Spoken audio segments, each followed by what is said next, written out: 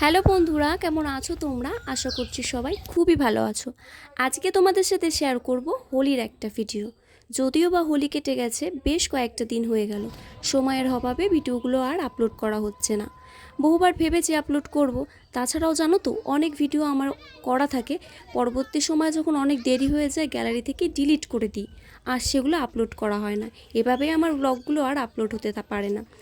এই যে আজ আমি চলে এসেছি হোলিতে। আমাদের কাছে একটি বিশাল বড় বন, এখানে বনবিবির পুজো হয়, হোলির উৎসব হয়, সেটাই তোমাদের সাথে শেয়ার করব।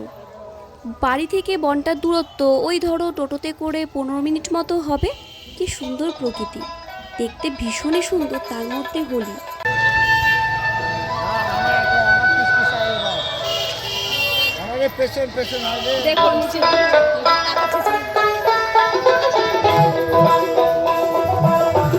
বনের মধ্যে কিছুটা গেলেই এরকম দেখতে পাবে কৃষ্ণ রাধা বসে আছে, নিচে গোপাল ঠাকুর আছে। যদি কারো মনে হয় কৃষ্ণ রাধা গোপাল ঠাকুরকে রং মাখাবে, হোলি আবির দেবে, তো সেটাও করতে পারে। আমরা চলে যাচ্ছি এবার বনের ভেতরের দিকটা। যতই যাব ততই মেলা দেখতে পাবো, যত দোকানপাটি দেখতে পাবো। আমরা অনেক সকাল সকাল বেরিয়েছিলাম বলে দোকানপাটি তখনও পুরোপুরি বসেনি। এগুলো বসেছে, তোমরা যেগুলো দেখতে পাচ্ছ, এর পরে আরও প্রচুর দোকান বসবে, যা তোমরা ব্লগের মধ্যেই দেখতে পাবে। এই বনবিবি মেলাতে যদি কেউ আসতে চাও তাহলে 10টা থেকে 11টার মধ্যেই আসবে। এরপরে যদি আসো তাহলে পা রাখার জায়গায় তোমরা পাবে না, এত ভিড় হবে।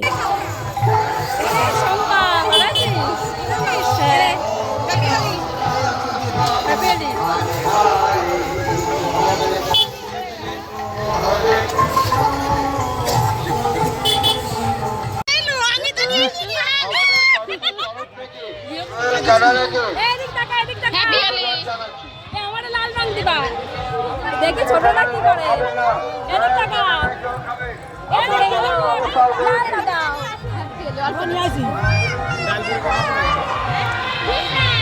লোকে খাবার দিচ্ছে, বেশি প্রণাম করছে। এই সুন্দর, এই ওইটা তো দেখ, এদিক টাকা এদিক আসো, ধরো তো একটু। ওরে সাবাস, কৃষ্ণ ঠাকুর, হ্যাঁ তুই গোপাল না সাজা দিতে পারছে। যাদের সাথে কথা বলতে দেখলে ওরা সবাই আমরা একই সাথে এসেছি। যেহেতু একটা টোটোতে আমাদের প্রত্যেককে ধরেনি, তাই ওরা আগেই বেরিয়ে গেছিলো। মেলাতে এসে সবার সাথে দেখা হয়েছে। গরমটাও জানো তো ভীষণ পড়েছে। আর এই দেখো আমাদের ছোট্ট গোপালকে চশমা পরে কেমন লাগছে বলো তো, ভীষণই মিষ্টি লাগছে। আর এই দেখো আর একটা গোপাল, একেও দারুণ মিষ্টি লাগছে। দুজনে মিলে গোপাল সেজে এখানে লোকজনকে পুরো মাতিয়ে রেখেছিল। এই যে এতক্ষণ তোমাদের বলছিলাম বনবিবি বনভূমি, চলো এবার তোমাদের দেখিয়ে দিই বনবিবির পুজোটা ঠিক কোথায় হয়।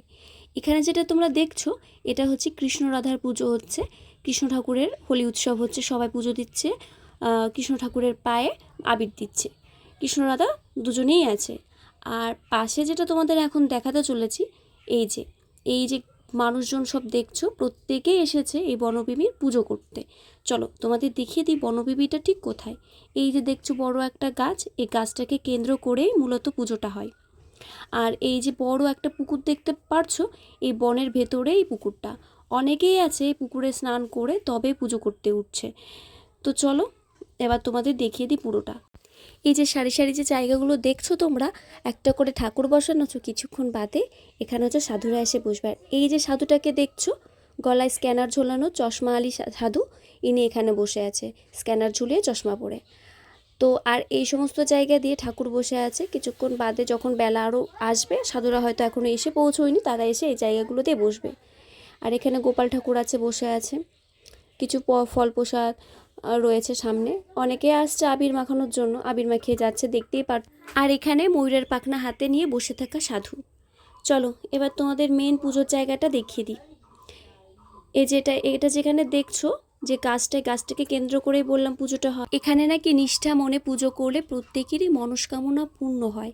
ঠাকুর নাকি কাউকে খালি হাতে ফেরান না।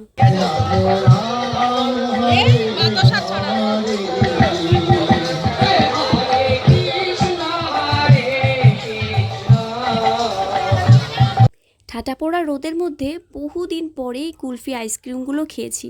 বিশ্বাস করো এত ভালো লাগছিল, স্কুলের কথা মনে পড়ে যাচ্ছিল। আমরা এখন মেলা ঘুরে চলে যাচ্ছি, বসন্ত উৎসব ঘুরে, বনবিবির মেলা। আর সবাই এখন আসছে, আমরা অনেক সকাল সকাল এসেছিলাম তো, ওই জন্য হচ্ছে আমরা সকাল সকাল চলে যাচ্ছি। দেখো কত অটো টোটো, আমরা টোটোতে উঠে পড়েছি এই যে। তো চলো এখন বাড়ি যাবো। ব্লগটা ভালো লাগলে লাইক কমেন্ট করে দিও। Tata, bye bye, tata.